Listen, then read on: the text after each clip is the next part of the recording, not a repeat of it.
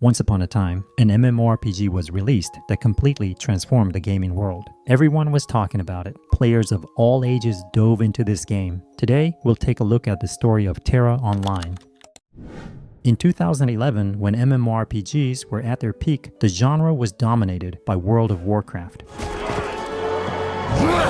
And everyone played using the click-to-target combat system. South Korean studio Bluehole wanted to change this conventional approach.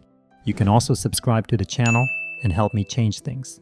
So we got an amazing amount of feedback from you guys. Personally, I love the harsh. At the time, action-style gameplay from console games was very popular and well received by players. Noticing this, Bluehole asked, "Can we bring this action style to MMORPGs?" and began working on a brand new MMORPG project. That project was called The Exiled Realm of Arborea, in short, Tera.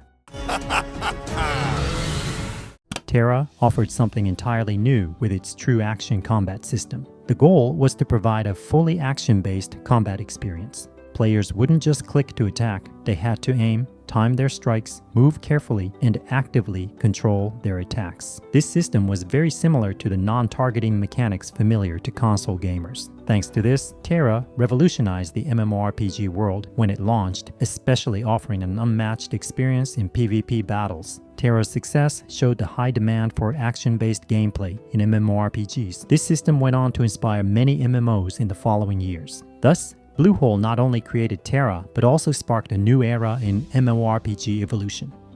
Tera featured 13 different classes. Tank classes, the classic spear-wielding tank, and a later added fist-fighting tank. DPS classes, heavy-hitting axe class, fast sword class, agile warrior, long-range archer, mage, and others. Healer classes, the traditional healer, and a mystic healer who could summon creatures. Each class had its own unique gameplay, but balance was always an issue. Especially in PvP, some classes became overwhelmingly dominant. Tera's PvE was quite successful. High-level dungeons were genuinely hard. To beat the final bosses, tanks had to position perfectly, and DPS players had to avoid drawing attention. Large group raids also required serious coordination. The open-world big-ass monsters BAMs were a great feature. The enemies in Tera are big, and by big I mean big-ass monsters. Fire-spitting dragons, ice giants, three-headed chimera. These massive monsters required a 5-player group, and each had unique attack patterns. Some needed you to dodge petrification, others had spinning attacks that demanded real agility and skill.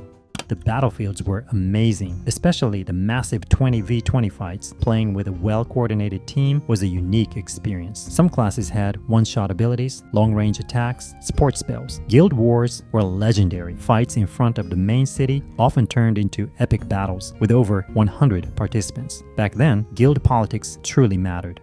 Tera's crafting system initially seemed rich in depth. There were paths like alchemy, weapon crafting, and armor crafting, but the real issue was the weapon enhancement system. To this day, I still get frustrated thinking about how much time I spent trying to craft the highest tier weapons. Every failed enhancement attempt could lower the weapon's level. Farming masterwork alcahests was another form of torture. Grinding mobs in the same area for hours, low drop rates. Farming alcahests in Tera was a true test of patience. The downfall of the game began when pay-to-win mechanics were introduced heavily. What started as a convenient premium membership gradually turned into a system that provided critical advantages. The game started charging for almost everything: inventory space, bank slots, character slots. All required separate payments. Loot boxes and random item drops were introduced. Costumes, mounts, pets, all required real money. Worst of all, some pets even gave competitive advantages. As new classes were added, older ones became obsolete. Each new class came with more powerful abilities and higher damage potential, breaking the game's balance. New dungeons and raids weren't as high quality as before. Playing the same dungeon repeatedly at different difficulty levels became tiresome for many players. Tera Online officially shut down in 2022. A journey spanning more than a decade quietly came to an end. Yes, Tera wasn't perfect, but for us, it was one of a kind. The action-packed combat mechanics, the heartfelt community, the breathtaking PvP moment, they all still live fresh in our memories. With your sleepless raid nights, weekend planning battles, and the friendships you helped forge, you'll always have a place in our hearts. We're glad you existed, Tera. We're grateful for those beautiful days we spent with you.